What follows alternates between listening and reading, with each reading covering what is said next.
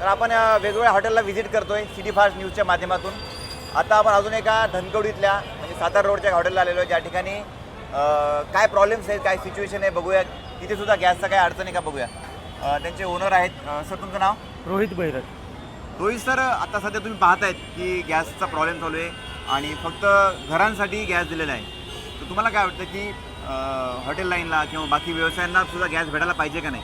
बरोबर आहे। युद्धामुळे जी काय परिस्थिती आज आपल्या देशावरती आलेली आहे ते पाहता नागरिकांना म्हणजे घरगुती गॅस देणं हे सरकारचा निर्णय चांगला आहे, पण त्याचबरोबर व्यावसायिकदृष्ट्या सुद्धा लोकांना गॅस सरकारने काहीतरी प्रमाणामध्ये उपलब्ध करून दिला पाहिजे। कारण की जो व्यक्ती हॉटेल चालवतोय, व्यवसाय करतोय, त्याचा उदरनिर्वाहसुद्धा त्याच गोष्टीवरती आज चालू आहे। त्याचासुद्धा घर, त्याच्या पाठीमागचे 4 कामगारसुद्धा त्याच्यावरती जगत आहेत। तर सरकारने कृपा करून त्या लोकांचा सुद्धा विचार करायला हवा की अगदीच बंद करण्यापेक्षा काहीतरी मुबलक प्रमाणात का होईना हॉटेल व्यावसायिकांना सरकारने काही प्रमाणात सिलेंडरची व्यवस्था करून दिली पाहिजे।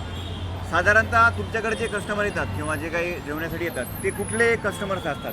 बहुतांश कस्टमर हे विद्यार्थी वर्गातले आहेत, बरोबर, फॅमिली वर्गातले देखील आहेत, सर्वच प्रकारचे, पण सगळ्यात जास्त हा विद्यार्थी वर्ग आमच्याकडे जास्त प्रमाणात येतो।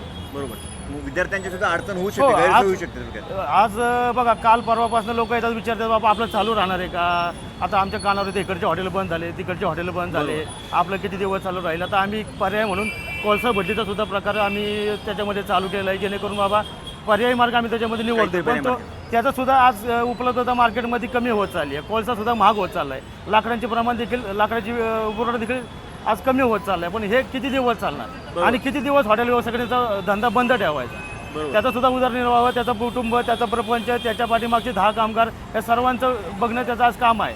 आज भाडं थांबणार नाही आहे, सगळ्या गोष्टी थांबणार नाही आहेत। सरकारने कृपा करून हॉटेल व्यावसायिकांसाठी काहीतरी एक पर्यायी मार्ग काढावा अशी मी सरकारला विनंती करतो। बरोबर। साधारण किती दिवस आता जर तुम्हाला गॅस नाही मिळाला तर किती दिवस तुमचं हॉटेल चालू शकतं? तसं पाहायला गेलं तर सर बघा, आम्ही एक पर्याय मार्ग काढला होता की बाबा कोळसा भट्टीवरती आम्ही काही गोष्टी आज करतो आहे। आता फ्युचरमध्ये गेलो तर आम्हाला 1-2 आयटम बंद करावे लागतील, एखादे 2 आयटम चालू ठेवावे लागतील, अजून फार तर फार एक आठवडाभर चालेल एवढा गॅस आमच्याकडे आहे।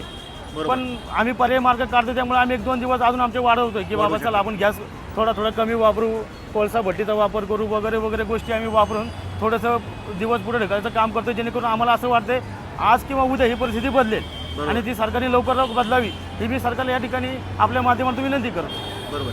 तर आपण पाहतोय प्रत्येक हॉटेल मालक जो आहे तो सरकारला विनंती करतोय की काही का प्रमाणात असेना त्यांचे हॉटेल चालण्यासाठी, त्यांचा व्यवसाय चालण्यासाठी थोडंफार का प्रमाणात का असेना त्यांना गॅसचा उपलब्ध करून द्यावी आणि